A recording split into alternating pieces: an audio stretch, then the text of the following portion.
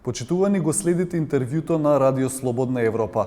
Наш денешен гостин е професорот Драган Ѓорѓев од Институтот за јавно здравје, со кого ќе зборуваме на тема аерозагадување. Професоре, во пресред на грејната сезона, кога знаеме дека во Скопје и во другите населени места концентрациите на загадувачи во воздухот се многу високи, какви се вашите очекувања за оваа зима? Дали ќе дишеме почист воздух? Па добро, ние точно е тоа дека во овој период почнуваме да мислиме на аерозагадувањето и на грејната сезона. И самото тоа што веќе неколку години наназад сме пофокусирани сите субјекти, мислам дека е некакво постигнување. Меѓутоа во секој случај потребни се акции за да очекуваме посериозни подобрувања. Одредени активности имало, ја овие денови дознавам затоа што тоа се активности во други сектори. И можеби заради тие активности може да очекуваме нешто помали концентрации, меѓутоа далеко од тоа дека повторно нема да имаме високи концентрации на загадување. Повторно градовите кои што се Скопје и Тетово посебно, мислам дека ќе имаат слични концентрации. Не гледам дека нешто драматично е направено за да очекуваме драматични подобрувања. Значи некои подобрувања можда ќе има, меѓутоа во основа главните извори на загадување, а тоа е грејењето, индивидуалното грејење, посебно во оваа грејна сезона, сообраќајот оваков како што е и условите за сообраќај се и понатаму во таква форма да сигурно заедно со оние карактеристики кои што се географски, односно геолошки, локацијски на Скопје и на Тетово, проветрување на воздух не може и така натака. Значи заедно и со некои природни фактори не гарантира дека ќе имаме, мислам, големи подобрувања, повторно ќе имаме високи концентрации, долги денови со надминат лимит и така натака. Со оглед на ваквата ситуација, евидентно е влијанието врз човековото здравје. Можете ли да ни објасните што му се случува на нашиот организам? Па на нашиот организам му се случува еден голем стрес. Значи, аерозагадувањето е една материја која што во последните години и децении итекако многу е истражувана на ниво на научни институции, посебно таа релација меѓу загадувачките материи и здравјето на луѓето, и тука е направено доста добар дел на докази, научни докази, кои све ефекти аерозагадувањето може да ги има врз здравјето. Ако до пред неколку години мислевме дека само белодробниот систем е загрозен, бидејќи ги вдишуваме частичките, сега веќе има поприлично број на докази дека безмалку нема орган или систем кој што не страда до аерозагадување од овие частички, посебно од нивниот полнеж, ако е органски канцероген полнеж. Значи тоа е докажан веќе канцероген аерозагадувањето, али покрај канцерот на белите дробови 30-40% се смета од канцерот на белите дробови доаѓа од аерозагадувањето. Болестите на срцево-садовиот систем, некои за кои што не сметавме дека се врзани со аерозагадување, сега голем дел на студија покажува таа врска. Значи околу 25% од миокардниот инфаркт е врзан со аерозагадување во такви градови. Околу 35% од хроничните обструктивни болести или смртноста од тие болести повторно е врзана со. Значи, настанува еден стрес во организмот, во кој што се смета дури се ослободуваат голема количина така наречени слободни радикали, значи се создава канцероген потенцијал, тоа е во однос на канцерот, а во однос на срцево-садовиот систем, тие частички играат улога безмалку како мастите, ги затнуваат крвните садови и овозможуваат појава на хипоксија, односно инфарктна состојба, дали е инфаркт на мозокот, па ќе се појави како мозочен удар, или инфаркт на срцето, па ќе биде како срцев инфаркт, посебно кај оние хронични болни.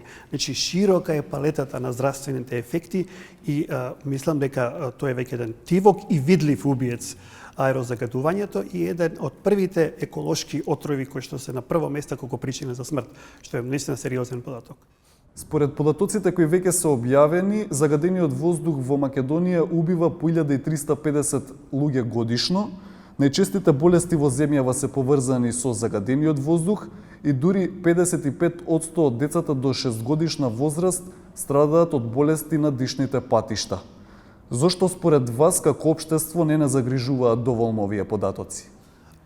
Реков дека тоа е еден тивок, макар да не е невидлив, веќе е видлив убиец и веројатно не го сметаме доволно сериозно, затоа што аерозагадувањето се ставам во кожата на оние луѓе кои што не го разбираат значењето. Значи, веројатно делува дека е тоа и сечија и ничија одговорност. Значи, не можеме да фокусираме чија е одговорност аерозагадувањето. Иначе не верувам дека нема верба во овие бројки кои што ги кажуваме.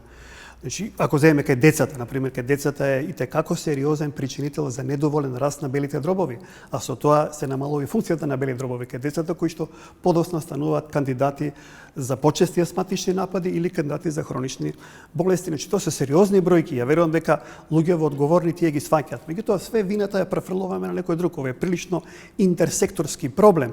Ако прашате некој од еден сектор, ќе каже не е кај нас, кај другите. Значи, туку имаме одговорност на локална власт и на централна власт, туку имаме одговорност на сообраќај, на градежништво, на урбанизам и имаме голема одговорност на граѓаните. Граѓаните сметаат дека сето ова е нечија одговорност на некоја само влада, локална или централна. Својата одговорност и своето учество во овој проблем не го сваќаат, а они такако имаат сериозно учество.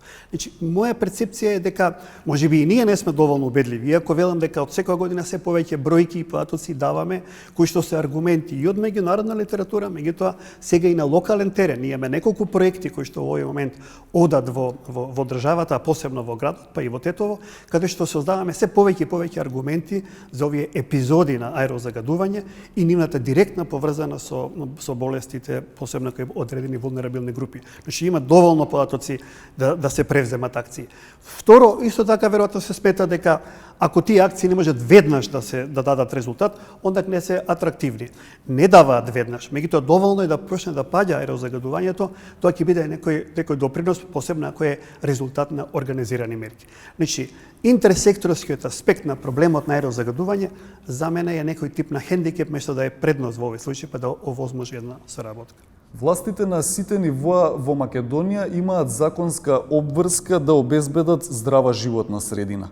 Како ги оценувате нивните напори и политики во оваа насока? Па, мислам дека отприлике кажав слично, пак ќе кажем, тоа е интерсекторски проблем и точно е секој има некоја своја одговорност и обврски и тоа е ставено во мерките кои што ги предлагаме за подобрување на квалитетот на воздухот. Обично се врзуваме со нивните законски обврски.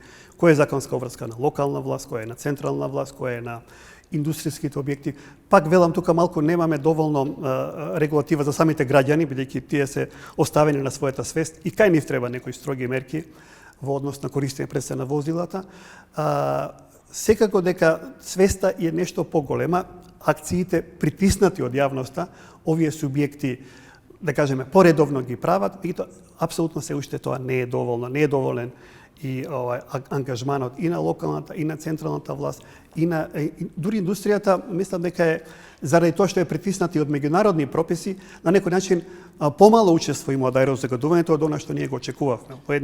Во едни пресметки на дистрибуцијата на аерозагадувањето и моделирањето на ширење на аерозагадување во одредени загадувачки материи, тоа беше азот, двеоксид, искочи дека индустријата има помално влијание отколку што има, например, грејењето и сообраќајот. Така да, тука индустријата, иако и тука има сигурно голем дел аномалии, мислам дека има тренд, се оние големи загадувачи за кои што веќе сите знаеме ќе мора да добијат санкции строги, прилично инвестира во тоа. Останува да локалната власт, посебно во Скопје, ова урбанизација, ова кондензација, локална власт, која мислам, значи координација меѓу градот и меѓу општините, да имаат синхронизирани акции во кои што и зеленилото, и преливот на возила во централниот дел апсолутно да се намали. Значи тука има уште доста простор за акции и посебно на локално ниво за подобрување на состојбата. Професоре Ѓорѓиев, ви благодарам за интервјуто. Благодарам на вас. Почитувани гледачи, го следевте интервјуто на Радио Слободна Европа. До гледање.